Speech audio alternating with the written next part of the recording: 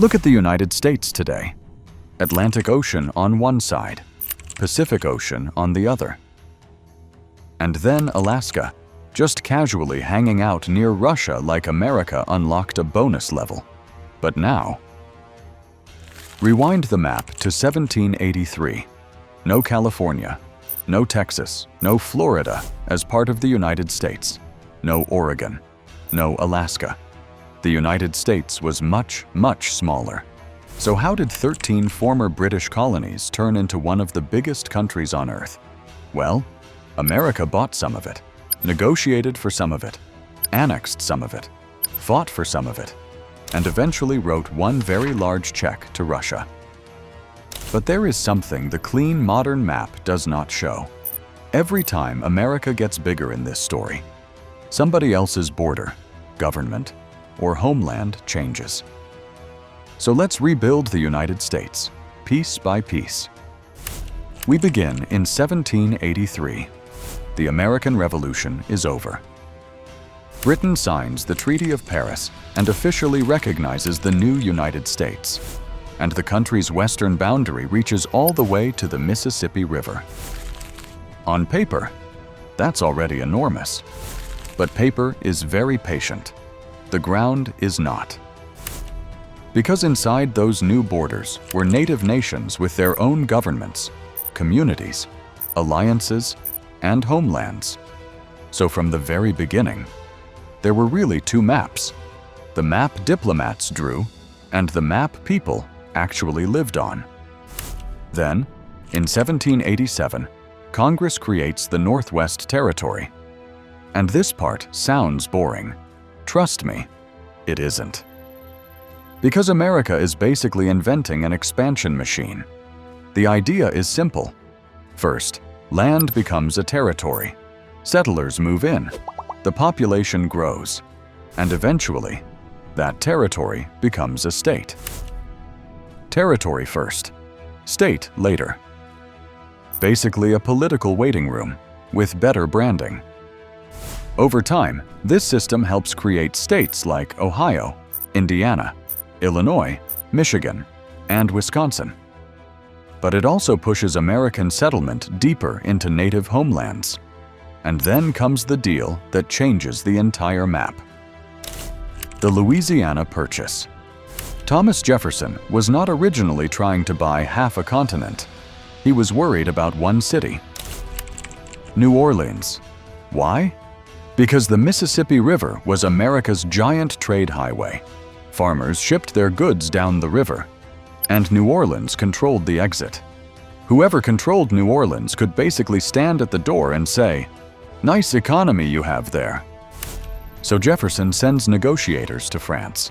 Their mission: secure New Orleans, maybe some surrounding territory. Nothing too crazy. Then Napoleon's government surprises them. France offers all of Louisiana, not just the city, not just the port, the whole thing. The American negotiators were basically sent to buy a doorway and came home with the entire mansion. The price? $15 million. The land? About 828,000 square miles. And just like that, the United States nearly doubles in size. One signature, one enormous color change on the map. But again, France was transferring its claim. The territory was not empty. Native nations already lived across this enormous region. And as the United States expanded westward, those communities would face treaties, pressure, warfare, removal, and waves of settlement. So yes, the map got bigger. But the story underneath it became much more complicated. Next stop? Florida. Spain controlled Florida. But by the early 1800s, Spain's power in North America was weakening, and the United States wanted the territory. Then Andrew Jackson marched into Florida during fighting involving Seminoles and escaped enslaved people. He seized Spanish forts. Spain was, understandably, not thrilled. But Secretary of State John Quincy Adams saw an opportunity. The message was basically, If you cannot control Florida, maybe we should talk. So in 1819, the Adams-Onís Treaty is signed. Spain gives up Florida. And here's something people often get wrong. The United States did not simply hand Spain $5 million. Instead, America agreed to assume up to $5 million in claims made by American citizens. So Florida joins the growing map through diplomacy, with a little military pressure standing behind the paperwork. Then things get even more complicated. Texas. Texas had been part of Mexico. Then in 1836, it broke away and became an independent republic. For almost 10 years, Texas was its own country. Then came the big question. Should Texas join the United States? Mexico strongly opposed the idea. And inside America, annexing Texas was connected to the explosive political fight over slavery. President John Tyler first tried to annex Texas using a treaty. The Senate said no. So he tried another route, a joint resolution of Congress. And the Senate vote? 27 to 25. 2 votes. That is not a landslide. That is history sweating through its shirt. In 1845, Texas joins the United States. But there is a problem, a very big problem. Texas says its southern border is the Rio Grande. Mexico disagrees, and suddenly, one new piece of America's map comes with a dangerous question attached. Where exactly does Texas end? While that argument is heating up, America has another giant border problem on the opposite side of the continent. Oregon. Both Britain and the United States claimed parts of the Pacific Northwest. Some Americans wanted the U.S. border pushed all the way north to 54 degrees 40 minutes. They even had a slogan, 5440 or fight, which is an incredibly dramatic way of saying, we have a latitude and we are emotionally attached to it. But America did not go to war with Britain. Instead, in 1846, both sides compromised. The boundary was drawn mostly along the 49th parallel. Vancouver Island stayed on the British side. So in the Northwest, America expanded through negotiation. But down in Texas, negotiation was about to fail completely. President James K. Polk sends General Zachary Taylor and American troops into the disputed region between the Nueces River and the Rio Grande.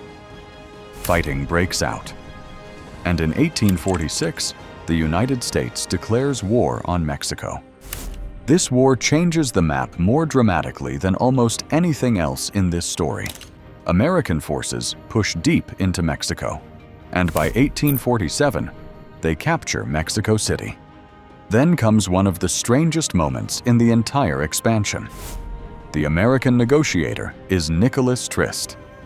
President Polk eventually orders him to stop negotiating and come home. Trist does not. He basically ignores the president, stays in Mexico, and keeps negotiating. Not usually recommended career advice, but this time, it changes history.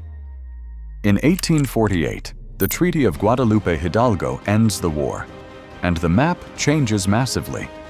Mexico gives up a huge amount of territory, land that would become California, Nevada, Utah, New Mexico, most of Arizona and Colorado, and parts of several other states.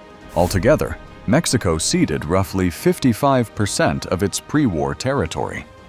The United States pays Mexico $15 million and assumes additional claims. Mexico also gives up its claim to Texas and accepts the Rio Grande as the border. On a map, it happens in seconds. One color disappears. Another color spreads west.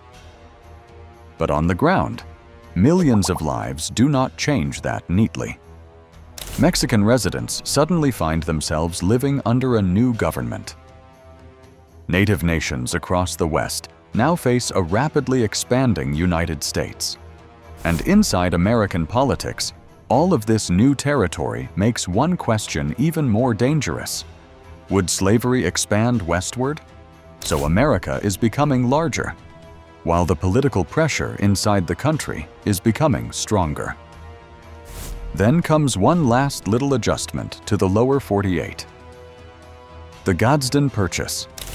After the war, America's southern border still had an awkward shape, and American leaders wanted land that could support a southern transcontinental railroad route. So James Gadsden negotiates with Mexico. The first proposal is larger, but the Senate cuts it down. Final deal, about 29,670 square miles for $10 million. That strip becomes part of southern Arizona and New Mexico.